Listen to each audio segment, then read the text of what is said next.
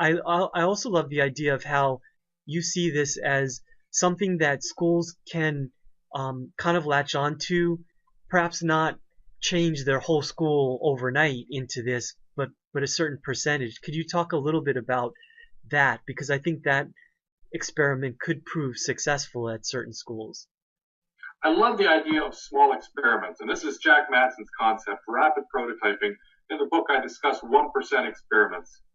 We can take either a small number of students, either those who are perhaps bored in school because it's so easy for them. Maybe they have a background at home that makes much of the schooling easy, or the other way.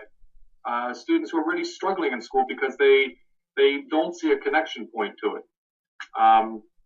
We could have perhaps a fraction of students do it almost full time, or you could have a number of students, or most students, do it for a fraction of the day, a fourth of the day, a fifth of the day, and enable them to work toward a longer term goal. Working with Don Anstacovi, who's the principal at even my girls' elementary school, and I don't talk so much about elementary school in the book, but she's latched onto this idea and has really been doing it long before I wrote about it. The idea of working with students on particular projects. I remember in one case, they had the meals that they were serving in the school, and some of the girls at the school decided that they didn't like the meals. They wanted to have more salad and nutritional meals. So they worked with a professor at Penn State, Stephanie Serrier, and Don Ann, and they all collected together to work on this project over a period of time to get those new lunches introduced into the school. It was a very powerful thing. The students were motivated to work on that project, and they learned a lot about communications. They learned a lot about legally how do you do that, and many other aspects.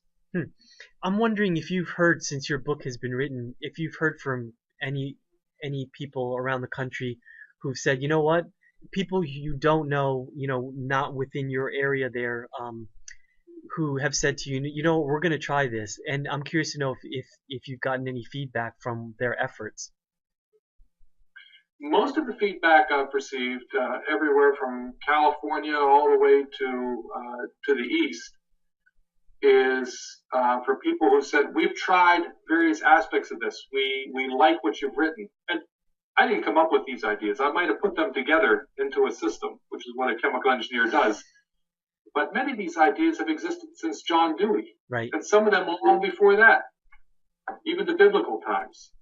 So really, I'm trying to get these ideas in one place so that we can take a different look. One of the things that people are interested in, though, is how can I find others around the country who are doing something similar, pieces of this, so that we can learn from them. And this is why I love your website. We love creativity because I think it has a capacity to do that, the capacity to pull people together and share some of the ideas. I'm curious. Let's say this concept of wild scholars existed back when you were a kid. How do you think that would have changed your life, you think? Well, in some ways, I have to admit, I had a little bit of a wild scholar's education growing up. My dad was a wild scholar. And so we grew up on a small farm. So we had tractors and balers and hay and things like that. So we did a lot of experiments on the farm. He was an experimental person at heart. He loved to try different things to make his life easier, make all our family's life better. I can remember as a boy, not only working on the farm, but one time I was interested in moonshine.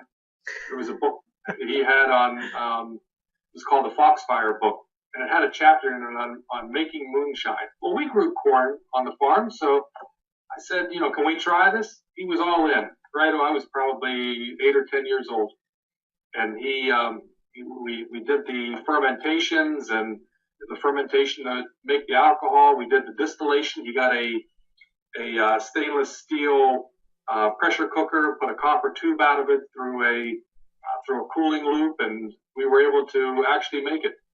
He did those sorts of things. He just loved to run experiments and try things, and he was never afraid to run into a difficulty or failure on them.